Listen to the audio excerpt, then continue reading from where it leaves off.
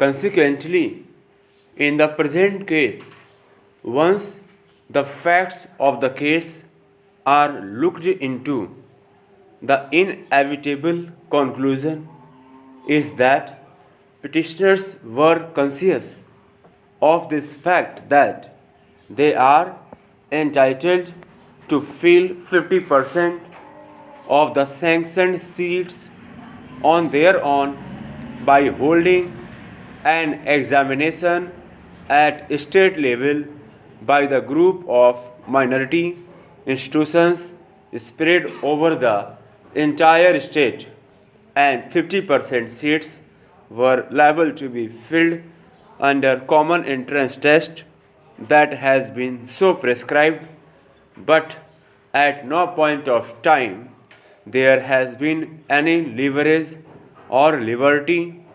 accorded to the petitioner's institution for filling up the unfilled seats required to be filled through common entrance test within bracket CET. The petitioners in the present case admittedly have transgressed and overstepped limit of quota that was prescribed to be filled up by them. Para. Once petitioners are responsible for creating such a situation, then they have to blame themselves instead of seeking misplaced sympathy before this court that said students should be accommodated.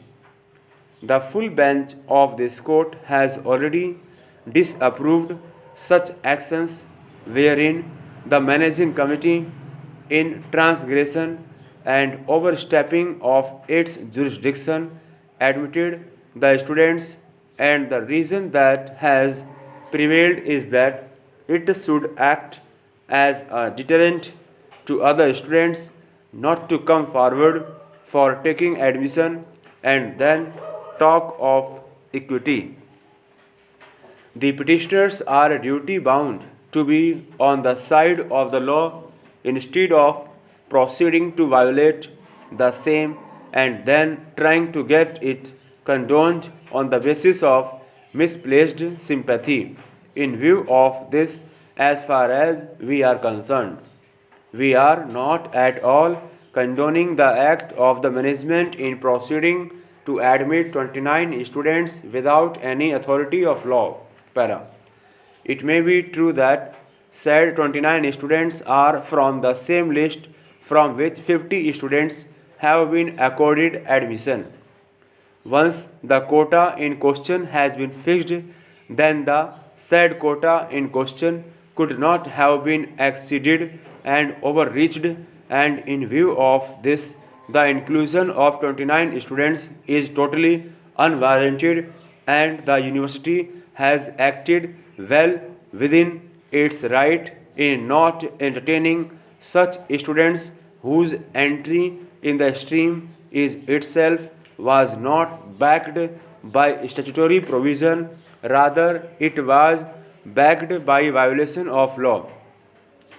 We may not approve of various observations that have been made by learned single judge in the decision making process, but certainly the conclusions that has been arrived at by learned single judge are being subscribed by us for the simple reason that once the quota stood exhausted, then the college in question has no authority to admit students even if seat in question was lying west or going west.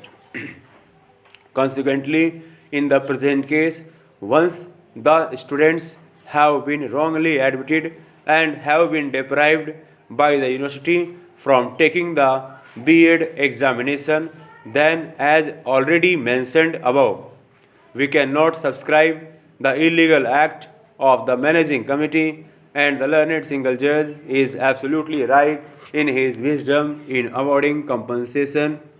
to the said students, as admittedly their valuable one academic year has been wasted. Stop.